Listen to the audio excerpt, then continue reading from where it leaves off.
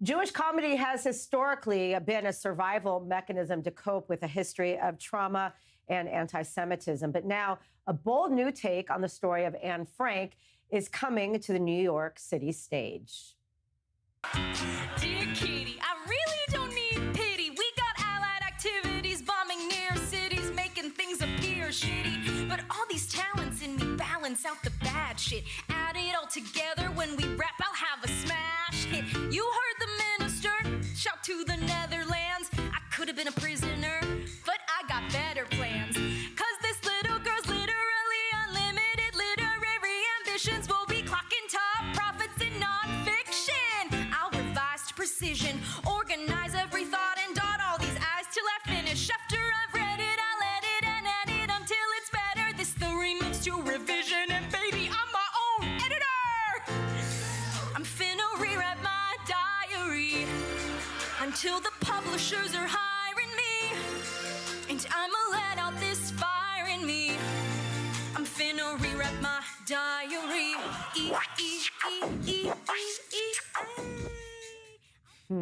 All right, joining us now via Zoom is Andrew Fox, the creator of Slam Frank, a satirical, progressive hip-hop musical that portrays Anne Frank as a pansexual Latina immigrant.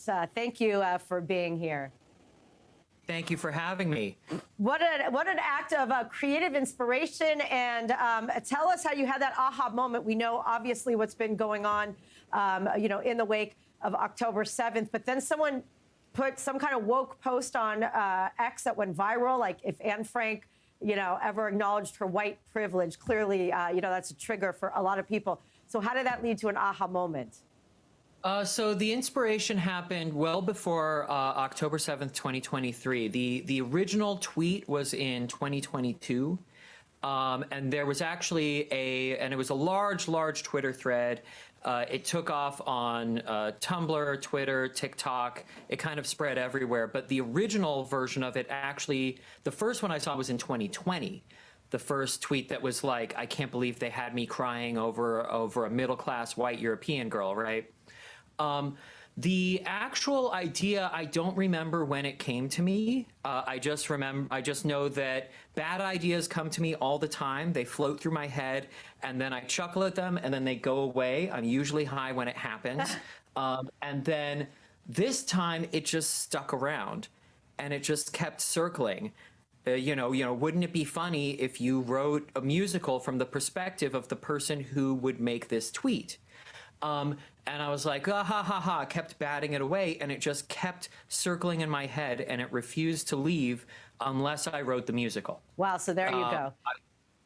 Yes, I resisted. I resisted pretty hard. Well, there you go. There clearly it was meant to be, on the stage. So talk about the main character, Anita Franco, pansexual Latina immigrant. Her boyfriend's non-binary climate activist. Every character except for one white male is a different minority. Explain, why that's so relevant, especially today.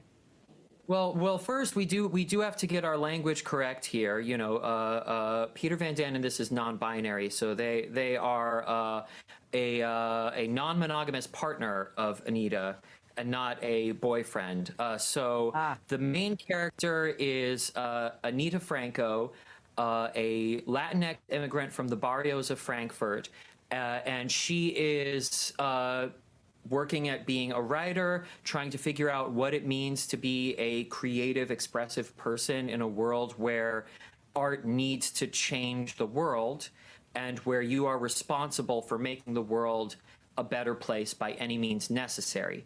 And at the same time she's doing that, she's trying to make sense of her own assimilated immigrant identity. She has had to conceal her Latinx Germanness in order to fit in with white Amsterdam society. And this all is happening in the attic. Every single one of the characters, it's very much an ensemble piece.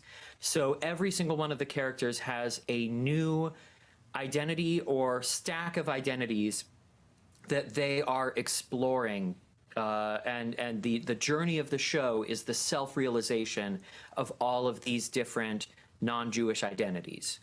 We also know, how Jewish humor really, starting with the Borscht Belt, Jewish humor, satire, all of that, is based, a way to survive such a dark history. Explain, why this is an interesting, take to portray even clearly the story of Anne Frank in this way to make people think a little bit. I mean, hopefully, I'll be honest, hopefully people don't think. Hopefully they are reacting and laughing and gasping. And if anybody's sitting there in the theater and they're able to like get a full thought through before the next thing comes around, I haven't done my job. It should be a roller coaster. As far as the humor goes, I mean, I think that terrible things are absurd, and I think that absurdity is funny. It doesn't necessarily mean that every single terrible thing is funny at the time, but it means that you can. I mean, I remember when I was very young, my grandmother gave me a book of Jewish humor, and it had a section on Holocaust jokes. And within the section on Holocaust jokes was a section of jokes told by people in the Holocaust during the Holocaust, right? And that made a very strong impression on. They weren't great jokes. I want to be clear, right? Nobody was bringing their A game, but it made quite an impression on me. Yeah, I mean, look. Did Anne Frank acknowledge her white privilege is the funniest sentence I've ever heard in my life. And I hope that we've been able to take that concept and really run with it.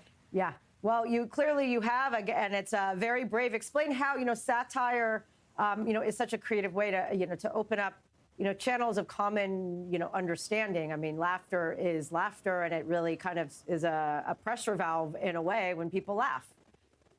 The release of a pressure valve, I mean. Well, there's really, I think these days there's a type of satire that I think has kind of become a little bit too prominent, where it's like, here's my perspective, and now you're going to laugh at me making fun of the other perspective. What we're trying to do with this specific show is we want to layer the levels of irony. We want to have multiple layers going on, and so you're not quite sure which aspect of it you're laughing at. The goal is to make it extremely funny, such that people from very, very different perspectives, very, very different ideologies can walk away thinking the show said very, very different things of what were we laughing at. Very, very interesting. All right, lastly, tell us when it opens and where people can see it in person. So I should say, so it's opening September 17th. This is not a finished product. The fact that we are in the press right now is very surprising to us as well. It's a developmental run, so you'll be seeing something that is changing every single night, where we are still rewriting it and workshopping it, but it opens September 17th at Asylum NYC on 24th Street, Manhattan, New York, USA. And it will be playing until October 24th. And people can find more information by visiting our Instagram, which is Slam Frank Musical. Amazing. Thank you so much, Andrew Fox, and best of luck, and hats off to you for coming up with something so brilliant. Thank you so much.